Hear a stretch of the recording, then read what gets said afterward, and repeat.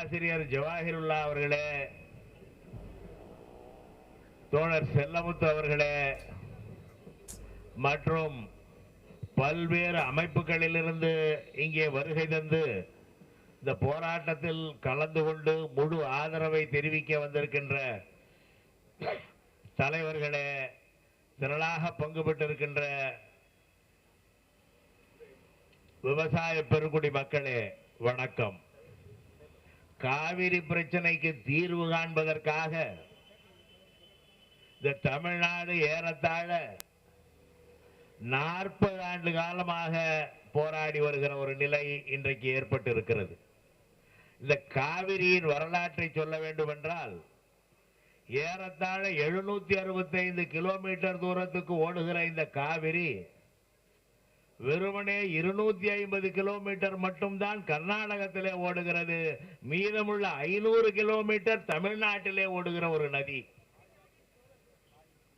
தமிழ்நாட்டிலே நீண்டதொரு ஓடுகிற ஒரு நதிக்கு தண்ணீர் வேண்டும் என்று குறைந்த அளவே ஓடுகிற பகுதி மக்களிடம் கேட்டால் முடியாது என்று தர மறுக்கிறார்கள். இந்த தண்ணீர் பங்கீட்டிலே உலகம் முழுவதும் ஒரு ஒப்புக்கொண்ட ஒரு நிலை இருக்கிறது. கடைமடை பகுதிகளுக்கு வரும் தண்ணீரை தடுப்பதற்குரிய உரிமை யாருக்கும் கிடையாது என்பது உலகமே ஒப்புக்கொண்ட ஒன்று. பல நாடுகளில், ஆப்பிரிக்காவாகட்டும் ஐரோப்பாவாகட்டும், பல நாடுகளில் ஓடுகிற தண்ணீரை யாரும் தேக்கி வைத்து இது தனக்குத்தான் உரியது, மற்றவர்களுக்கு இல்லை என்று சொல்லக்கூடிய அதிகாரத்தை எந்த நாடும் எடுத்துக்கொள்ளவில்லை. எந்த நாட்டின் மீதும் இது போன்ற ஒரு அக்கிரமத்தை திணிக்க முயலவில்லை. இது நாடுகள் குறித்த பிரச்சனை. ஆனால் ஒரு நாட்டுக்குள்ளேயே மாநிலங்கள் இந்த முயற்சியிலே ஈடுபடும் பொழுது இது ஒரு நாடா என்கிற கேள்வியை கூட நம் மனதிலே அவ்வப்போது எழுப்பிக் கொண்டிருக்கிறது.